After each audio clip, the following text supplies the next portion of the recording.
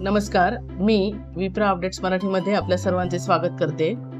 बातमी आहे राज्यातील शासकीय वैद्यकीय महाविद्यालयातील पदवी आणि पदव्युत्तर अभ्यासक्रमांसाठीच्या विद्यार्थ्यांसाठी मिळालेल्या माहितीनुसार राज्यातील शासकीय भौतिकोपचार म्हणजेच फिजिओथेरपी आणि व्यवसायोपचार म्हणजेच ऑक्युपेशनल थेरपी पदवी आणि पदव्युत्तर पदवी अभ्यासक्रमांच्या विद्यार्थ्यांच्या आंतरवासियता म्हणजेच इंटर्नशिप प्रशिक्षण कालावधीतील विद्यावेतनामध्ये वाढ करण्याचा निर्णय राज्य शासनाने घेतलेला आहे। तसेच BSc नर्सिंगच्या विद्यार्थ्यांना सुद्धा विद्यावेतन सुरू करण्याचा निर्णय राज्य शासनातर्फे झालेला आहे।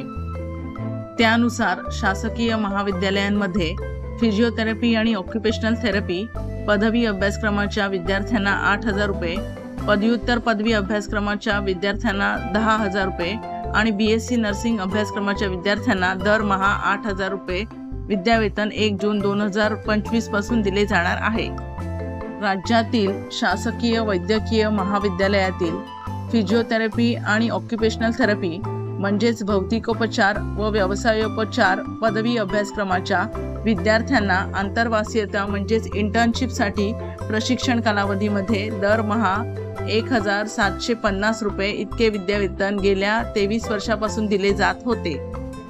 सध्याच्या महागाईचा विचार करता हे विद्यावेतन पुरेसे नसल्यामुळे पदवी अभ्यासक्रमाच्या विद्यार्थ्यांच्या विद्यावेतनात 1,750 रुपयेवरून 8,000 रुपये करण्याचा निर्णय राज्य शासनाने घेतला आहे।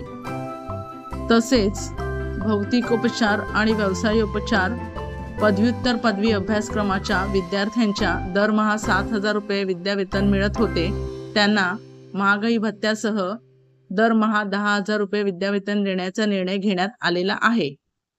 शासकीय परिचर्या महाविद्यालयातील BSc नर्सिंग अभ्यासक्रमांच्या विद्यार्थ्यांना दर महिना 8,000 रुपये विद्यावेतन देण्याचा निर्णय राज्य सरकारने घेतला आहे आणि हे विद्यावेतन विद्यार्थ्यांना 1 जून 2025 पासून मिळणार असल्याचे सांगण्यात येत आहे।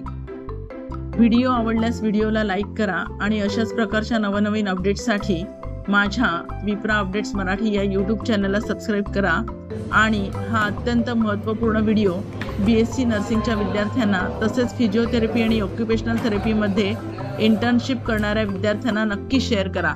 धन्यवाद।